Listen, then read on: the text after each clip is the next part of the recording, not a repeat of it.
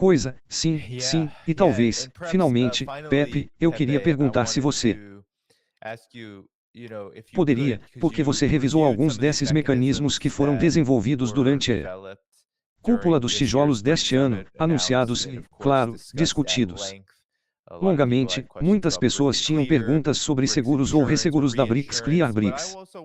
Mas eu também queria fazer uma pergunta que está na minha mente, que tenho pensado muito e tenho certeza que está na mente de outros, que é a Rússia, China e Irã. Esses três países representam, pelo menos tanto em uma base ideológica quanto prática, o núcleo dessa mudança em direção a um mundo multipolar, e estou curioso para fazer a pergunta a você, Pepe, bem, porque é como isso aconteceu. E como isso vai impactar o crescimento geral dos tijolos, dado que, como você disse, especialmente na terceira parte de sua trilogia, há vários obstáculos, mas esses três países em particular também são os três maiores países alvos de nós, a guerra unipolar híbrida unipolar, eles são o motor aqui, mas eu queria perguntar, por que você acha que acredita nisso? Uau! Vamos precisar de algum tempo para lhe dar uma resposta adequada, porque isso implicaria um ensaio antropológico, sociológico, intercultural, geopolítico e geoeconômico muito aprofundado para respondê-lo corretamente. Na verdade, é a confluência de três estados civilizacionais que, na história recente, tiveram uma história recente extremamente turbulenta. O Irã, por exemplo, tem sido antagonizado sem parar pelo hegemon desde a Revolução Islâmica. A Rússia foi destruída por dentro nos anos 90, após o fim da Guerra Fria, e então levou apenas alguns anos sob Putin como presidente. Sua primeira presidência começou no ano 2000 para ser de volta à ação e para se reorganizar como uma sociedade e como um estado civilizacional também, e a China depois do século de humilhação depois de Deng Xiaoping conceituando como a China se desenvolveria até meados do século XXI. Ainda temos o que 25 anos pela frente. Não é de se admirar que esses três estados civilizacionais aprenderam com os contratempos. Eles olharam para a ordem internacional dos últimos 758 anos. Eles disseram não, não é só colocar em 2007 no Council de Segurança de Munique. Não concordam com isso. A China estava esperando até recentemente para dizer que não concorda com isso, e o Irã disse que não concorda com isso décadas antes. Então é natural que eles estejam convergindo em termos de não uma visão unificadora, mas eu diria uma visão de amplo espectro de como eles poderiam ser o catalisador listas de uma mudança substancial em termos da organização das relações internacionais. E então a Índia também. A Índia é muito complexa. Eles ainda não superaram seu trauma rádio. Há muitos políticos e econômicos. As elites na Índia ainda tem esse complexo de inferioridade em relação aos anglo-saxões, essencialmente, você sabe, mas ao mesmo tempo eles estão olhando ao redor do tabuleiro de xadrez como os outros três, e é por isso que voltamos à noção do bairro Primakov. Eles disseram, não, nós temos nosso papel a desempenhar, bem como um estado civilizacional e como uma das grandes potências deste século. E nosso futuro não é como uma subcolônia, mas como uma das grandes potências da Eurásia. Estamos na borda sul da Eurásia, mas também fazemos parte da Eurásia e estamos relativamente perto do leste asiático. Não importa como os americanos o descrevam com aquela noção indo-pacífica absolutamente estúpida sobre a qual ninguém na Ásia jamais fala, mas a Índia é Fascinante e a maneira como colocamos isso nos leva a entender o panorama geral, né? Verdade, é absolutamente fascinante e me está sempre impressionado com Putin. Ele está aprendendo com Putin o tempo todo e está aprendendo em termos da Índia se tornar um grande jogador neste grande parceria da Eurásia, um conceito que, aliás, foi escrito pelo nosso amigo Kaganovem. 2018 Quando conversamos em 2018, ele estava radiante porque disse, isso acabou de ser aprovado pelo Conselho Supremo e lendo na tarefa de Putin. E ele aprova isso também. O idealizador dessa ideia de parceria da Grande Eurásia a define muito bem. São parceiros em toda a Eurásia, em todas as latitudes da Eurásia. É uma versão mais sofisticada da iniciativa, digamos, principalmente comercial, do Cinturão e Rota, as novas rotas da seda chinesas. É mais complexo do que isso porque inclui noção de parceria entre iguais e nações que se apoiam e se respeitam, o que é algo que vimos na grande mesa em Kazan. Você sabe que é por isso que essa grande mesa foi tão simbólica, porque era na prática essa noção de parceria da grande Eurásia. Claro, expandindo para a Afro-Eurásia por causa dos africanos na mesa e também para a América Latina. Não? Imagino que um dos discursos mais incisivos naquela mesa foi o do Maduro da Venezuela se colocando. Ele ficou muito impressionado com o que Maduro questionou na ONU na frente de Guterres. Guterres não sabia onde se esconder, na verdade, e isso foi muito, muito poderoso, muito bem entregue, medido, não foi um discurso ideológico de forma alguma, e especialmente considerando que a Venezuela havia sido vetada pelo Brasil para ser um dos parceiros dos BRICS. Este discurso foi ainda mais importante, porque você pode ver que os chineses, os indianos, os outros no Sul global e os russos entendem perfeitamente a posição da Venezuela e como outro daqueles países que estão na lista negra do FMI, que os BRICS gostariam de reformar por dentro, e eles sabem que este é um jogo perdido, isso nunca vai acontecer, entende?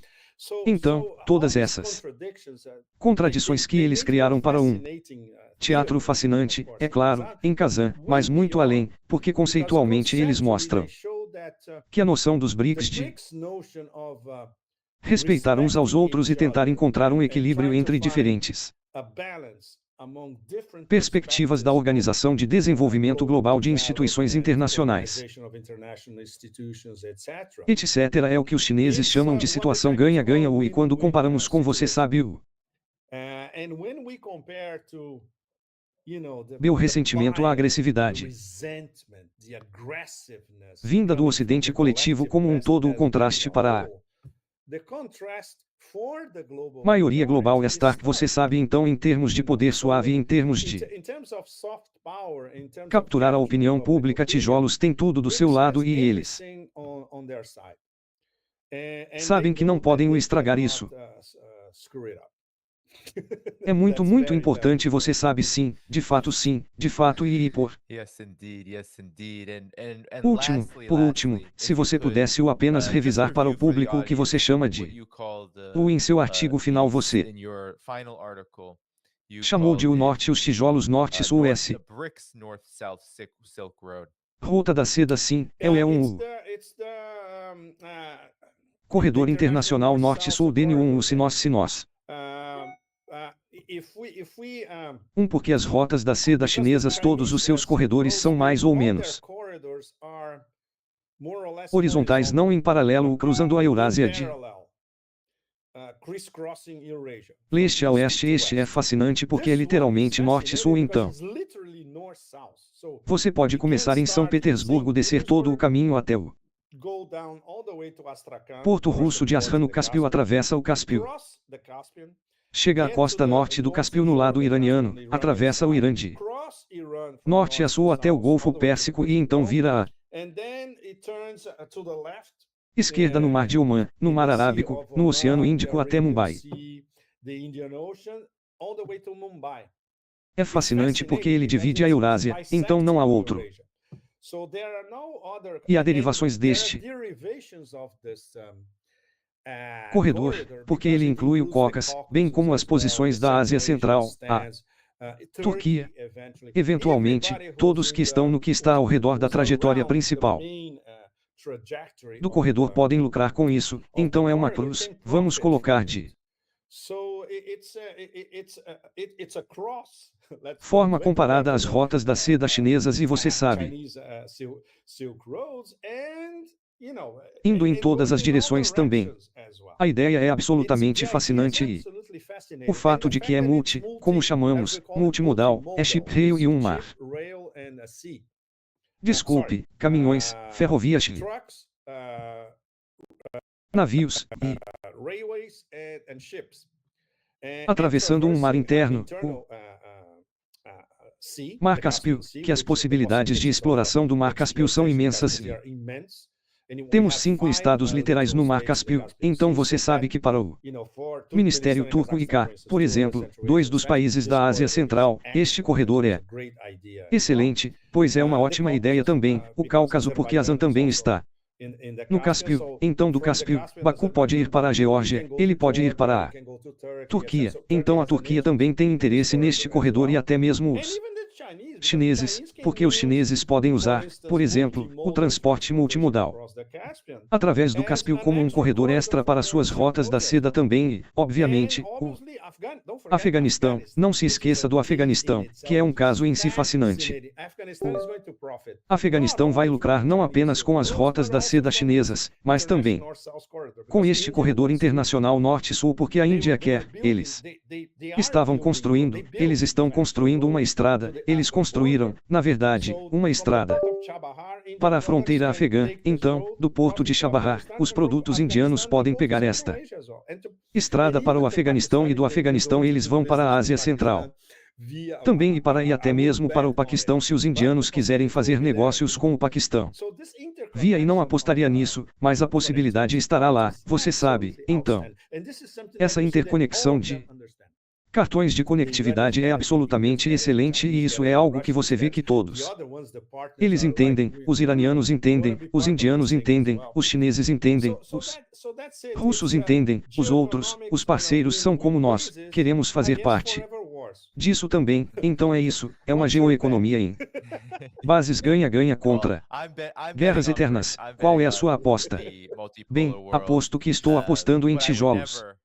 Estou apostando no mundo multipolar, mas eu nunca subestimaria a insanidade de não podemos subestimá-los, mais cedo ou mais tarde, eles vão sair do controle e sabemos que todos nós sabemos disso, esperamos que não fique totalmente fora de controle, mas eles vão sair do controle, sim, e Pepe, talvez em um curto espaço de tempo, tivemos uma pergunta do público dessa pessoa perguntando sobre Robert Fitzo, que foi para a China com sua comitiva por uma semana, é uma parceria estratégica futura ou um plano B, já que a Ucrânia está terminando e o novo gabinete de Úrsula inclui um Ministério da Guerra, seus pensamentos exatamente, os únicos e isso.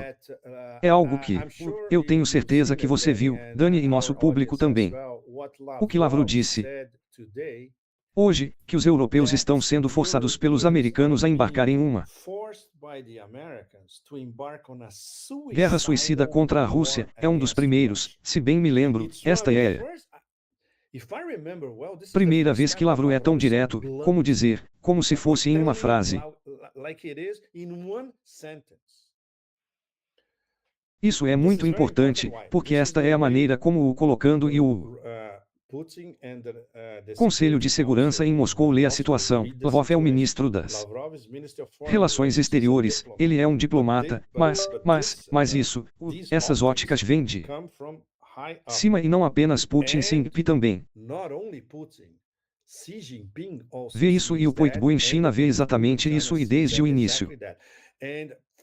Eles se a Rússia cair, nós somos os próximos, isso não mudou e eles sabem perfeitamente bem que a única maneira que os americanos poderiam fazer algo sobre Ucrânia é jogar os europeus no fogo, que é exatamente o que pode acontecer em breve. Sim, então, não estamos fora do Basquezou ainda em termos da Ucrânia, ou como estávamos discutindo antes, talvez a grande guerra na verdade seja Israel contra o eixo da resistência, mas a Ucrânia não está resolvida de forma alguma. Certo, bem, eu quero agradecer a todos que sintonizaram hoje e não deixem de conferir a série e trilogia de Pepe Escobar. Eu tenho o X-Post na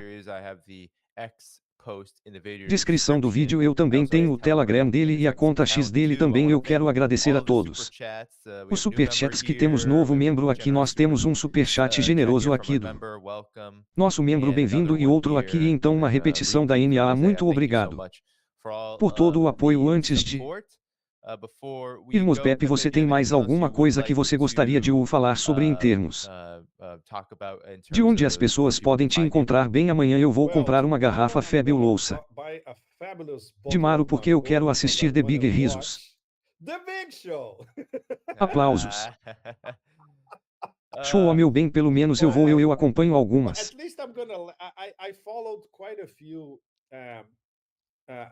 eleições americanas, incluindo ao vivo nos Estados Unidos.